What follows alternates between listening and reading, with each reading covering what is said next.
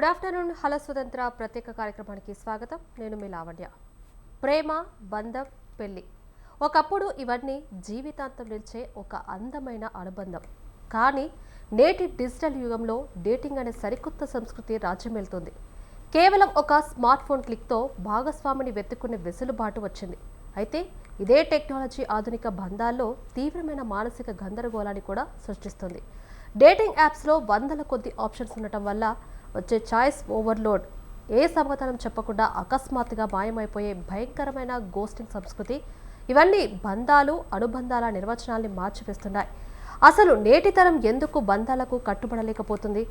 ఆధునిక ప్రేమ వెనుక ఉన్న అసలైన సైకాలజీ ఏంటి? ఈ విషయాల గురించి మనకు క్లియర్ కట్ విశ్లేషణ అందించడానికి ఈరోజు మన స్టూడియోలో ప్రముఖ సైకాలజిస్ట్ విశేష్ గారు ఉన్నారు. వారితో మాట్లాడదాం. నమస్తే విశేష్ గారు. నమస్తే అండి. Welcome to hello Swatantra live show sir. Thank you. Vishesh garu, సాంప్రదాయ పరిచయాలకి నేటి డిజిటల్ డేటింగ్కి సంస్కృతికి మధ్య మీరు గమనించిన ప్రధాన మానసిక మార్పులేంటి? ఇంట్లో అమ్మ లేకుంటే భార్య చేసి పెట్టే వంటకి, ఫాస్ట్ ఫుడ్ సెంటర్లు దొరికే వంటకి మధ్య ఉన్న తేడానే సాంప్రదాయమైన పెళ్ళికి ఇప్పుడుండే డేటింగ్ సంస్కృతికి ఉంది. సో ఈరోజు మనం డాక్టర్లు అందరూ ఏం చెప్తున్నారు? ఫాస్ట్ ఫుడ్ లేకుంటే హోటల్లో ఉండే ఫుడ్ని అవాయిడ్ చేయండి, ఎందుకంటే అక్కడ దేనితో వండుతారో మనకు తెలియదు కాబట్టి వీలైనంత వరకు ఇంటి వంటనే ప్రిఫర్ చేయండి, మీ ఆరోగ్యం బాగుంటుందని చెప్తున్నారు. అలాగే డేటింగ్ కూడా అంతే. ఎందుకు? ఇంతకు ముందు బంధాలు అనేవి వీలైనంత వరకు కూడా తెలిసిన వాళ్ళ మధ్య ఉండేవి. అంటే ఇంతకుముందు కమ్యూనికేషన్ కూడా తక్కువ కాబట్టి నేను పుట్టి పెరిగిన ప్రాంతం కానీ, చదువుకున్న స్కూల్ ఆర్ కాలేజీ కానీ, లేకుంటే పనిచేసే ప్రాంతం కానీ, ఈ ప్రాంతాల్లో ఉన్న వ్యక్తులే నాకు పరిచయం అయ్యేవాళ్ళు. ఒక అమ్మాయి తనతోనే నాకు నచ్చితే నేను తనతో పరిచయం పెంచుకొని అది ప్రేమగా మారి పెళ్లి చేసుకోవడం అనేది జరిగేది. ఇప్పుడు స్మార్ట్ ఫోన్స్ వచ్చిన తర్వాత ఈ దూరాలు తెగిపోయాయి. దూరాలు ఎందుకంటే ఇప్పుడు ఇక్కడ ఉన్న వాళ్ళు అమెరికాలోనూ, రష్యా, కెనడా, గయానా ఇటువంటి ప్రాంతాల్లో ఉన్న వాళ్ళతో కూడా పరిచయం పెంచుకోవచ్చు. సో అంటే ఆ వ్యక్తి గురించి మనకేమీ తెలియదు. కేవలం ఆన్లైన్లో వాళ్ళు పెట్టిన ప్రొఫైల్ చూసి, ఆ ప్రొఫైల్లో ఉన్న డిస్క్రిప్షన్ చూసి, ఆ ప్రొఫైల్లో ఉన్న ఫోటోలు చూసి అవి నిజమని నమ్మి మనం ఒక రిలేషన్షిప్లోకి ఎంటర్ అవుతున్నాం. రైట్. సో అంటే ఆ వ్యక్తితో నీకు ప్రత్యక్ష పరిచయం లేదు. ప్రత్యక్ష పరిచయం లేదు కాబట్టి అది ఎక్కడికైనా దారి తీయొచ్చు. So that is the major difference. Okay Vishesh garu, అంటే గోస్టింగ్ సైకాలజీ అంటే ఏంటి? అసలు డేటింగ్ ప్రపంచంలో గోస్టింగ్ అంటే చెప్పా పెట్టకుండా బంధాన్ని తెంచేయడం చాలా ఎక్కువైంది ఈ రోజుల్లో. అంటే ఒక వ్యక్తిని మానసికంగా సిద్ధం చేయకుండా ఇలా సడన్గా మాయమవ్వడం వెనుక ఉన్న సైకాలజీ ఏంటంటారు? ఇప్పుడు ఇందాక మనం మాట్లాడుకున్న దానికి కొంచెం ఎక్స్టెన్షన్ వస్తే అండి, ఇంతకు ముందు ఒక బంధం ఏర్పడాలంటే అందులో ఎమోషనల్ ఇన్వెస్ట్మెంట్ ఉండేది. అంటే ఇద్దరు వ్యక్తులు కూడా ఎమోషన్స్ ఇన్వెస్ట్ చేసేవాళ్ళు. కొంతకాలం పాటు కలిసి నడిస్తే అది ఒక బంధంగా ఎదిగేది. కానీ ఇప్పుడు ఏమైంది? ఈ డేటింగ్ యాప్స్ వచ్చిన తర్వాత every one is a profile, every one is an option. Right. అప్పుడు మీకు ఆ ఎమోషనల్ బాండింగ్ అనేది తగ్గుతుంది. దానివల్ల పరిణామం ఏంటంటే మీరు వాడిన పదం గోస్టింగ్. గోస్ట్ అంటే ఏంటి? దెయ్యం కదా. గోస్టింగ్ అంటే దెయ్యంలాగా మాయం అవ్వడం. అంటే ఒక రిలేషన్షిప్లో ఉన్న వ్యక్తి కొంతకాలం పాటు ఒక అమ్మాయితో కానీ అబ్బాయితో కానీ ఆన్లైన్లో కావచ్చు, ఆఫ్లైన్లో కావచ్చు, కొంతకాలం పాటు బాగా కలివిడిగా వాళ్ళిద్దరూ కలిసి తిరిగి అకస్మాత్తుగా తను మాయమైపోతాడు ఒక దెయ్యంలాగా. ఎందుకు మాయమవుతాడు అంటే ఆ రిలేషన్షిప్ అనేది అతనికి నచ్చకపోవచ్చు. ఆ రిలేషన్షిప్ నుంచి ఇంకా బెటర్ రిలేషన్స్ దొరకొచ్చు. కానీ ఈ విషయాన్ని నేరుగా కన్వే చేసే కమ్యూనికేషన్ స్కిల్స్ అతనికి లేవు, అతనికి కానీ ఆమెకు కానీ. అప్పుడేం చేస్తారు? గోస్టింగ్ చేస్తారు. అప్పుడు గోస్టింగ్ చేసినప్పుడు సమస్య ఎవరి దగ్గర ఉంది? గోస్టింగ్ ఎవరైతే చేశారో అతని దగ్గర సమస్య ఉంది, అతను లేక ఆమె దగ్గర సమస్య ఉంది. ఎందుకంటే వాళ్లకు ఒక ఇష్యూని ప్రాక్టికల్గా రిజాల్వ్ చేసుకునే కెపాసిటీ లేదు.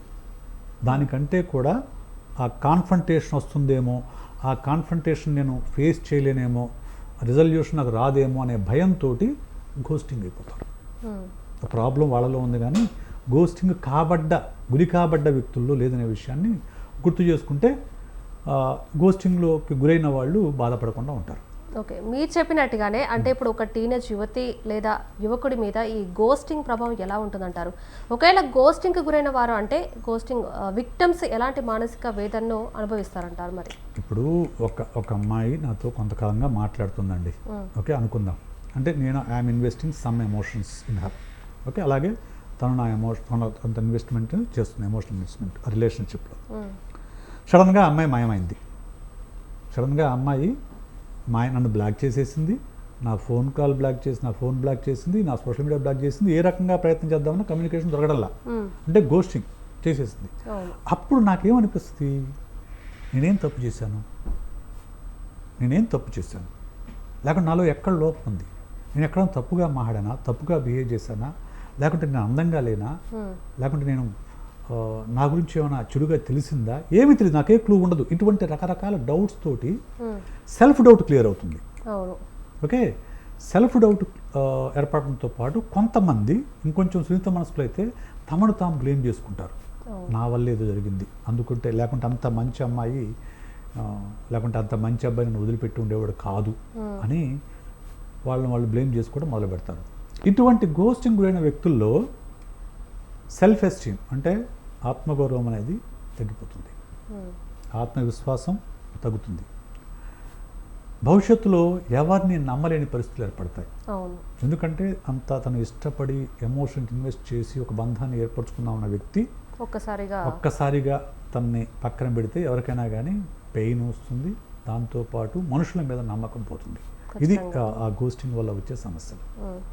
అంటే ఆ డిప్రెషన్కి వెళ్ళిన వాళ్ళు ఇప్పుడు ఎవరైతే యువకుడు కావచ్చు, యువతి కావచ్చు, అలా మోసపోయిన వాళ్ళు ఉంటారు, ఆ డిప్రెషన్కి వెళ్తూ ఉంటారు.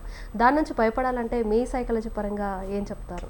ఇప్పుడు డిప్రెషన్ ఫస్ట్ పాయింట్ గుర్తించాల్సింది ఏంటంటే, అందరూ కూడా ఈ టీవీ చూసిన వాళ్ళకి నేను చేస్తున్న విజ్ఞప్తి ఏంటంటే, ఎవరైనా మిమ్మల్ని ఘోస్టింగ్ చేస్తే తప్పు వాళ్ళదే కానీ మీది కాదనే విషయం గుర్తుంచుకోండి ఫస్ట్. సో అది వాళ్ళ తప్పు. ఎందుకంటే వాళ్ళు తమకు ఇష్టం లేకపోవచ్చు, ఇష్టం లేని విషయాన్ని నేరుగా చెప్పే ధైర్యం లేక లేకుంటే మీ మధ్య ఉన్న ఇష్యూని నేరుగా పరిష్కరించుకునే స్కిల్ సెట్ లేక మిమ్మల్ని గోస్ట్ చేశారు అంతే. అది వాళ్ళ స్కిల్ సెట్ లోపమే తప్ప మీ లోపం కాదనే విషయాన్ని గుర్తుంచుకోండి. ఓకే, అది అర్థం చేసుకోండి ఫస్ట్ థింగ్.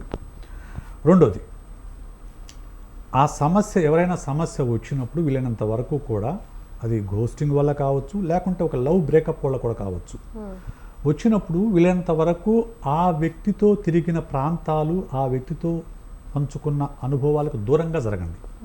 ఎందుకంటే ఇప్పుడు సపోజ్ ఒక అబ్బాయి ఒక అమ్మాయి ప్రతిరోజు ఒక పార్క్లో కలుసుకుంటారు, లేకుంటే ఆ అబ్బాయి అమ్మాయి కలిసి ఒక సినిమాని చూశారు, ఒక అబ్బాయి కలిసి ఒక షాపింగ్ కాంప్లెక్స్ కలిసేవాళ్ళు అనుకోండి.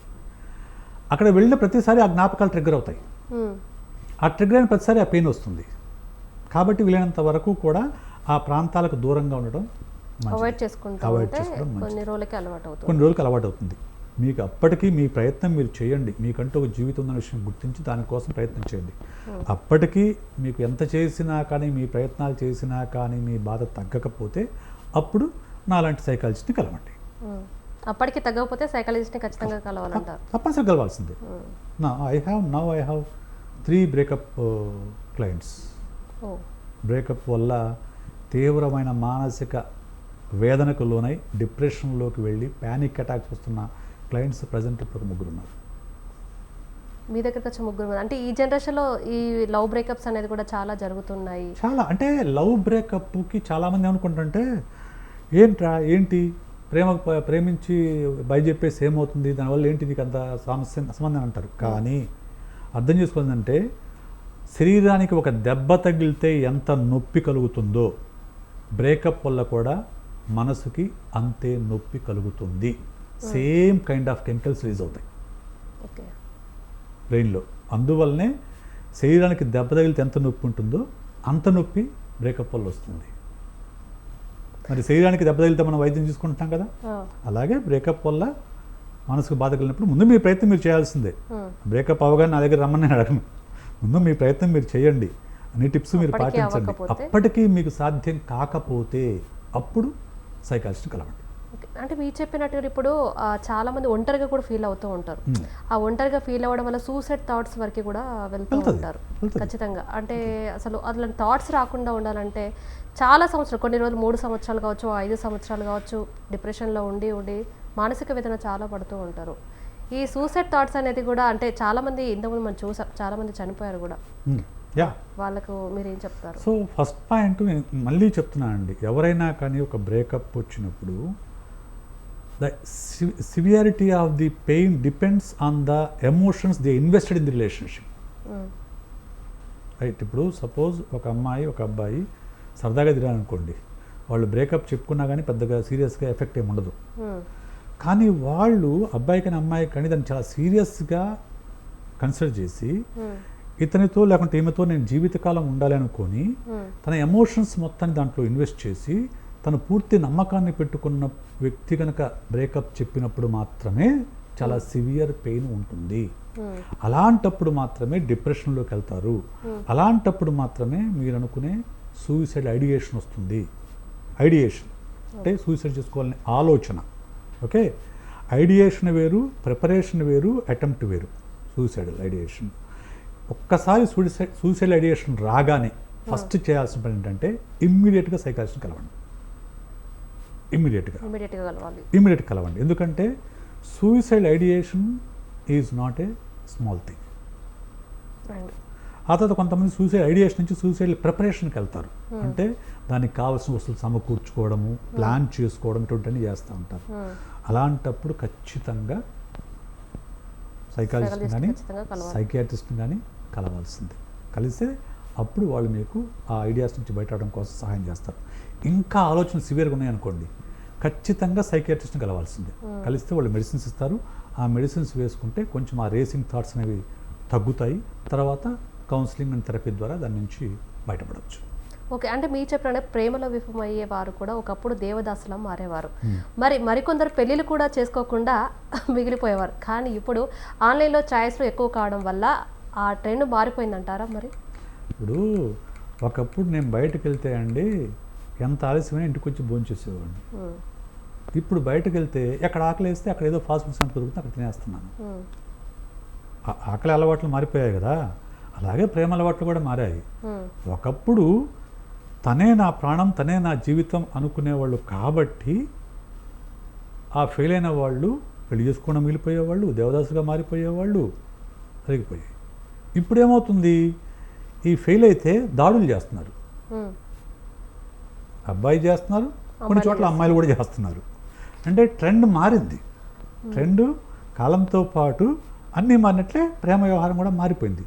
ఇప్పుడు దేవదాసుగా మారే వాళ్ళు నాకైతే కనిపించట్లేదండి. పెయిన్ ఉంటుంది కొంతమందికి. అమ్మాయిలు మారుతున్నారంటారా? అమ్మాయిలు కూడా మారడం లేదండి, దే ఆర్ మూవింగ్ అని. ఎందుకంటే ఇంతకు ముందున్న ఆప్షన్స్ తక్కువ, ఇప్పుడు ఆప్షన్స్ పెరిగాయి. ఇప్పుడు నేను ఇందాక చెప్పినట్టు మళ్ళీ అదే చెప్తా, ఇంతకుముందు నాకున్న ఆప్షన్స్ మా ఇల్లు చుట్టుపక్కల ప్రాంతాలు, నేను చదివిన స్కూలు కాలేజీ, లేకపోతే నేను పనిచేసే ప్రాంతం, ఇమ్ముడే. ఇంకేమైనా ఆప్షన్స్ ఉన్నాయి చెప్పండి? లేవు. ఇప్పుడు హండ్రెడ్స్ ఆఫ్ ఆప్షన్స్ ఉన్నాయి. అంటే నువ్వు చూసిన అమ్మాయి కంటే బెటర్ ఆప్షన్ నీకు కనిపించింది అప్పుడు ఆన్లైన్లో. పర్లేలే, మంచి అమ్మాయి పరిచయం అయింది, ఎక్కడో పరిచయం అవుతుంది, మంచి అమ్మాయి పరిచయం అయింది, మూవ్ ఆన్ అయిపోతారు. ప్రేమ అనేది అదేమీ ఒక వస్తువు కాదు. ప్రేమ అనేది ఒక emotion. Love is an emotion. ఆ ఎమోషన్ని రెండు వైపుల నుంచి ఇన్వెస్ట్ చేసినప్పుడు మాత్రమే అది పెరుగుతుంది తప్ప ఒకవైపు నుంచి మాత్రమే ఉంటే అది జీవితకాలం పాటు ఉండదు యూజువల్గా. ఓకే ఓకే, అంటే ఇప్పుడు మీరు చెప్పినట్టుగానే డేటింగ్ యాప్స్ వచ్చాక చాయిస్ ఓవర్లోడ్ అనే మాట కొత్తగా వినిపిస్తుంది. మరి డేటింగ్ యాప్స్లో వందల ప్రొఫైల్స్ కనిపిస్తాయి మనకి. ఈ చాయిస్ ఓవర్లోడ్ వల్ల మనుషుల్లో ఇంకా బెటర్ ఆప్షన్ దొరుకుతుందేమో అనే అత్యాశ పెరుగుతుందంటారా, లేకపోతే దీనివల్ల వచ్చే అసంతృప్తి ఎలాంటిది అంటారు? ఇప్పుడు మనము సూపర్ మార్కెట్కి వెళ్తే ఒక 100 సోపులు కనిపిస్తాయి. ఆ 100 సోపుల్లో ఏది కొనాలనేది మనకు పెద్ద కన్ఫ్యూజన్, రైట్? అలాగే డేటింగ్ యాప్లోకి వెళ్తే 100 ప్రొఫైల్ కనిపిస్తాయి. ఆ 100 ప్రొఫైల్లో ఏది పిక్ చేసుకోవాలనేది ఇప్పుడు ఈ జనరేషన్కి ఉన్న పెద్ద సమస్య. దానికి సింపుల్ సొల్యూషన్, 100 యాప్లు ఉన్నా, 100 సోపులు ఉన్నా కానీ మనకైతే ఒక సోపు నచ్చుతుంది, రైట్? టక్మని అదే తీసుకుంటాం. అలాగే 100 ప్రొఫైల్స్ ఉన్నా కానీ మీకు కావాల్సిన క్వాలిటీస్ ఏవి ఉంటాయి, రైట్? కొంతమందికి అందంగా ఉండడం కావచ్చు, కొంతమందికి పెద్ద పెద్ద కళ్ళు ఉండటం కావచ్చు, మా కాలపాటికి బాగా పొడవైన జుట్టు ఉండటం కావచ్చు, మోడర్న్గా ఉండటం కావచ్చు, అండ్ జాబ్ చేయడం కావచ్చు, మంచి కమ్యూనికేషన్ స్కిల్స్, ఏదో ఒక ప్రతి ఒక్కళ్ళకి ఒక ప్రయారిటీ ఉంటుంది. మీ ప్రయారిటీకి తగ్గ ప్రొఫైల్ వెతుక్కొని సెలెక్ట్ చేసుకోవడమే. అయితే ఈ జనరేషన్ సమస్య ఏంటంటే ఆప్షన్స్ పెరిగిపోవడం వల్ల ఇంతకంటే బెటర్ ఆప్షన్ వస్తుందేమో అనే ఒక FOMO, fear of missing out అనే ఒక భయంతో సో ఉన్న దాంతో తృప్తి పడకుండా మళ్ళీ కొత్త బంధాల కోసం అన్వేషిస్తూ ఉన్నారు. ఇది ఈ జనరేషన్ ఉన్న పెద్ద సమస్య. అలా చేస్తే మీకు ఎక్కడా కూడా ఎండ్ పాయింట్ అంటూ ఉండదు. ఓకే, కాబట్టి మీకేం కావాలో ముందు మీకు క్లారిటీ ఉండాలి. అబ్బాయికైనా అమ్మాయికైనా నాకు ఇది కావాలి, ఇప్పుడు ఒక క్లారిటీ తీసుకుంటే నా పార్ట్నర్లో నాకు ఈ లక్షణాలు కావాలి, నా పార్ట్నర్ ఇలా ఉండాలి, ఈ లక్షణాలు ఉండాలి, ఇలాంటి ప్రవర్తన ఉండాలి, ఇలాంటి డ్రెస్సింగ్ ఉండాలి, మీకు ఒక క్లారిటీ ఉంటే అలాంటి ప్రొఫైల్ ఉన్న వాళ్ళని సెలెక్ట్ చేసుకోండి. సింపుల్. ఓకే, అంటే ఇప్పుడు మనం ఎక్కువగా చాలామంది మీరంటే నాకు ప్రాణం, మీరు లేకపోతే నేను లేను అనే డైలాగులు పాత సినిమాల్లో మాత్రమే వినిపిస్తున్నాయి. ఇప్పుడు యూత్లో కమిట్మెంట్ భయం ఉందంటారా, లేకపోతే మోడర్న్ యువతలో ఒక వ్యక్తికి కట్టుబడి ఉండటం అంటే లైఫ్ లాంగ్ కమిట్మెంట్కి ఎందుకు అంతగా భయపడుతున్నారంటారు మరి? సో ఒకప్పుడు పెళ్ళంటే పాటలు కూడా ఉన్నాయి కదా, పెళ్ళంటే 100 ఏళ్ల పంట, అది పండాలి కోరుకున్న వారి ఇంట పండాలి అనేది పాటలు ఉన్నాయి. ఓకే, ఒకప్పుడు పెళ్ళి అనేది జీవితకాల బంధం, కాలంతో పాటు అది కూడా మారిపోయింది. ఇప్పుడు పెళ్ళి అనేది ఒక బాండ్ అంతే, కానీ నచ్చనప్పుడు ఇద్దరు విడిపోవచ్చు అనేది అనుకుంటారు. ఈ మధ్యకాలంలో గ్రే డివోర్స్ కూడా పెరిగాయి. 50 ఏళ్ల వయసులో కూడా 60 ఏళ్ల వయసులో కూడా డివోర్స్ ఇస్తున్నారు. సో దాంతోపాటు ఈ జనరేషన్ యొక్క జెన్జీ యూత్ అందరూ కూడా తమ చుట్టూ ఉన్న రిలేషన్షిప్ని చూస్తున్నారు. అంటే ఏ అమ్మాయి కూడా ఒకళ్ళతో ఉండకపోవడం, లేకుంటే ఒకళ్ళతో ఒక సంవత్సరం తర్వాత ఇంకొకళ్ళతో కనిపించడము, లేకుంటే తన ఫ్రెండ్స్ ఒకేసారి 2-3 అమ్మాయిల్ని రిలేషన్షిప్లో ఉంచుకోవడము, ఇటువంటివన్నీ చూస్తున్నారు. ఇటువంటివి చూస్తున్నప్పుడు నా దగ్గరికి మొన్న మధ్య ఒక క్లయింట్ వచ్చాడు. I don't believe in any relationship అన్నాడు. నేను చూశాను సార్, ఒక అమ్మాయి నాతో రిలేషన్షిప్ మెయింటైన్ చేస్తుంది, నేను ఆ అమ్మాయి మీద చాలా ఆశలు పెట్టుకున్నాను, కానీ చివరికి తనకు పెళ్ళైందని నాకు లేట్గా తెలిసిందని అన్నాడు. Is heart broken. అమ్మాయి చెప్పలా పెళ్ళైందనే విషయం, దాచి అతనితో రిలేషన్షిప్ మెయింటైన్ చేస్తుంది. అలాంటి నేను 2 చూశాను, నాకు అసలు రిలేషన్షిప్ మీద ఆశపోయినాను. అంటే చుట్టూ జరిగే సంఘటనలు చూసినప్పుడు ఆటోమేటిక్గా కమిట్మెంట్ అంటే వాళ్ళకి భయం ఏర్పడుతుంది. ఈ జనరేషన్ ఉన్న మెయిన్ ప్రాబ్లం అంటే ఫియర్ ఆఫ్ కమిట్మెంట్. ఎందుకంటే అవతల వాళ్ళ కమిట్మెంట్ అనేది డౌట్, ఎందుకంటే చుట్టూ అవి అటువంటివన్నీ ఉన్నాయి చూస్తున్నారు కాబట్టి అదొకటి. దాంతోపాటు కమిట్మెంట్ ఈజ్ ఎ రిస్క్ అనే ఒక పెరిగిపోయింది. ఎందుకంటే ఈ మధ్యకాలంలో మనం న్యూస్ లైవ్ చూస్తుంటే పెళ్లి చేసుకుని ఆ తర్వాత మళ్ళా అతని మీద కేసు పెట్టి అతని దగ్గర నుంచి అలిమ్ని తీసుకొని మళ్ళీ ఇంకోటి పెళ్లి చేసుకొని ఇటువంటి కేసులు కూడా పెరిగిపోయాయి.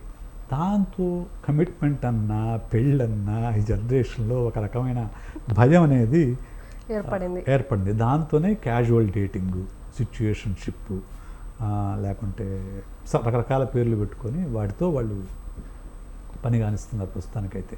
అయితే అసలు పెళ్లి చేసుకోవడానికి చేసుకుంటారు, వాళ్ళు చాలా ప్రయత్నాలు చేసిన తర్వాత ఎక్కడో ఒక చోట వాళ్ళు తనకు నిజంగా మనసుకు నచ్చిన అమ్మాయి దొరుకుతుంది, తను కోరుకున్న అమ్మాయి కానీ లక్షణాలున్న అమ్మాయి కానీ అబ్బాయిని దొరుకుతారు, అప్పుడు ఖచ్చితంగా పెళ్లి చేసుకుంటారు. కానీ దానికి చాలా జాగ్రత్తలు తీసుకొని చాలా భయపడుతూ ముందుకు వేస్తున్నారు.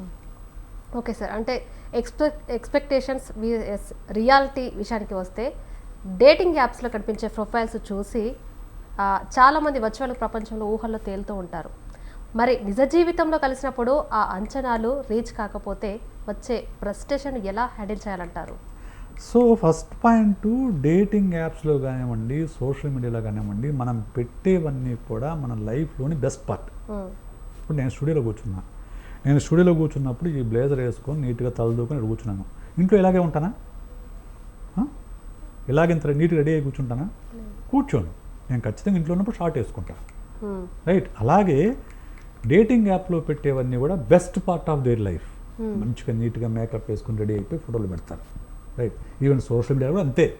ఇప్పుడు సోషల్ మీడియాలో ఎవరు కూడా తమ డార్క్ సైడ్ ఎవరు పెట్టరుగా, అందరూ కూడా బ్రైట్ సైడే పెడతారు. సో అవి చూసి ప్రేమించి అవే నిజం అనుకుంటే మీరు పప్పులో కాలేసినట్లే. అవి కేవలం ఒక ఎంట్రీ పాయింట్ మాత్రమే. ఆ తర్వాత నిజంగా వాళ్ళతో డేట్ చేసినప్పుడు అప్పుడు మీకు వాళ్ళ లోపాలు, వాళ్ళ అలవాట్లు, వాళ్ళ బలహీనతలు ఇవన్నీ తెలుస్తాయి. దానికి కొంత టైం పడుతుంది. ఆ టైం పట్టినప్పుడు దాని ప్రకారం నిర్ణయం తీసుకోగానే కేవలం వర్చువల్ ఇమేజెస్ చూసి, వర్చువల్ ప్రొఫైల్స్ చూసి అది నిజం అనుకోని కనుక మీరు కనుక నిర్ణయాలు తీసుకుంటే మీరు ఖచ్చితంగా పప్పులో కాలేసినట్లే. ఓకే. అంటే ఈ తరం యువతలో ప్రతి విషయంలోనూ తక్షణ తృప్తిని, అంటే ఇన్స్టెంట్ గ్రాటిఫికేషన్ కోరుకుంటుంది. మరి ప్రేమ, బంధం లాంటి ఓపికతో నిర్మించుకోవాల్సిన విషయాల్లో ఈ ధోరణి ఎలాంటి నష్టాన్ని తెస్తుందంటారు? సో ఖచ్చితంగా తరతరానికి మనస్తత్వం మారుతుందండి. అలాగే బంధాలకు ఇచ్చే వాల్యూ కూడా మారుతుంది. ఓకే, ఫర్ ఎగ్జాంపుల్ ఇప్పుడు ఒక తరం అంటే మేము చిన్నతనంలో ఉన్నప్పుడు కానివ్వండి, మా తరంలో కానివ్వండి, ఒక వస్తువుని ఎంత ఎక్కువ కాలం వాడితే వాడు అంత గొప్పవాడి కింద లెక్క. బా, ఈ చైరు మా తాత కాలం నుంచి ఉందిరా, ఇది తెలుసా, ఈ మంచము మా ముత్తాత తయారు చేయించాడు అని గొప్పగా చెప్పుకునేవాళ్ళు, రైట్.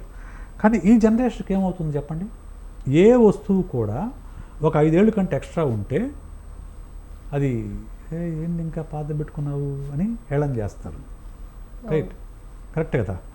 సో అలాగే ఒకప్పుడు ఒక కంపెనీలో జాయిన్ అయితే అదే కంపెనీ రిటైర్డ్ అయ్యేవాళ్ళు. ప్రైవేట్ కంపెనీ అయినా గవర్నమెంట్ అయినా కానీ, ప్రైవేట్ కంపెనీ అయినా కానీ ఒక కంపెనీలో జాయిన్ అయితే అక్కడే నమ్మకం కమిట్మెంట్తో పనిచేసి అక్కడే రిటైర్డ్ అయ్యేవాళ్ళు.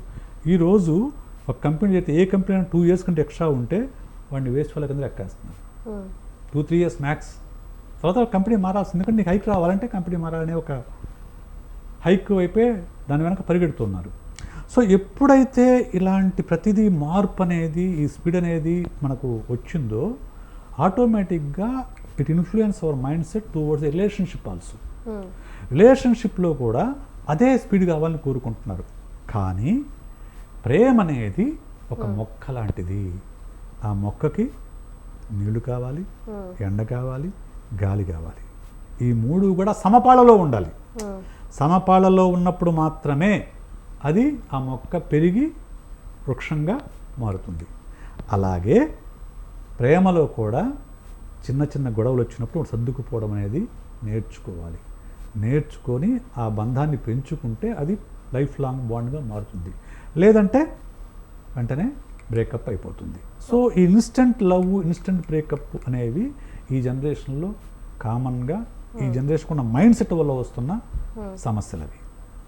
ఓకే, మరి ప్రతి ఒక్కరిలో అటాచ్మెంట్ స్టైల్స్ వేరువేరుగా ఉంటాయి. కొంతమంది బంధాల కోసం ఎక్కువగా ఆరాటపడుతూ ఉంటారు, మరి కొందరు దూరంగా పారిపోతారు. డేటింగ్ యాప్స్ ఈ అటాచ్మెంట్లో లోపాలను ఎలా మరింత పెంచుతున్నాయి అంటారు? మరి యూఆర్ గుడ్ క్వశ్చన్ అండి. నేను చాలా తరచుగా అటాచ్మెంట్ స్టైల్స్ గురించి మాట్లాడుతూ ఉంటాను, కానీ చాలామందికి అవగాహన లేదు. చాలామంది పేరెంట్స్ అర్థం చేసుకోవాల్సిన ఏంటంటే, parents, I'm asking talking to parents, చిన్నప్పుడు మీరు మీ పిల్లలతో ఎలా ఉన్నారు అనేది, అంటే మీ పేరెంటింగ్ స్టైల్ అనేది ఆ తర్వాత మీ పిల్లల యొక్క అటాచ్మెంట్ స్టైల్గా మారుతుంది. ఓకే, అంటే చిన్నప్పుడు పిల్లలు ఒక సమస్య రాగానే వెంటనే ఫాదర్ కానీ మదర్ కానీ వాళ్ళకి వెంటనే వస్తే అప్పుడు అది సెక్యూర్డ్ అటాచ్మెంట్గా మారుతుంది. అంటే నాకు సమస్య వచ్చినా కానీ ఎవరొకళ్ళు నాకు అండగా ఉంటారు అనేది ఒక సెక్యూరిటీ ఏర్పడుతుంది మనసు లోపల. అప్పుడు పార్ట్నర్ కూడా ఒక సెక్యూర్డ్ పార్ట్నర్గా చూస్తారు. అలా కాకుండా చిన్నప్పుడు పిల్లలు ఏడుస్తున్నా కానీ ఎవరు పట్టించుకోలేదు అనుకోండి, నెగ్లిజెంట్ పేరెంటింగ్ అంటారు దాన్ని. అప్పుడేమిటి, నా బాధని ఎవరు పట్టించుకోరని పార్ట్నర్ కూడా అలాగే ఆలోచిస్తారు. అలాగే చిన్నప్పుడు ఇంట్లో గొడవలు ఉంటే అవాయిడెంట్ అటాచ్మెంట్ స్టైల్ పెరుగుతుంది. సో ఈ రోజుల్లో మనం గమనిస్తే న్యూక్లియర్ ఫ్యామిలీస్ అన్నీ కూడా, సో పిల్లలకి ఇస్తున్న కొన్ని చోట్లేమో ఓవర్ పేరెంటింగ్ అవుతుంది, కొన్ని చోట్లేమో నెగ్లిజెన్స్ అవుతుంది. దానివల్ల ఆ అటాచ్మెంట్ స్టైల్స్ కూడా అలాగే మారుతున్నాయి.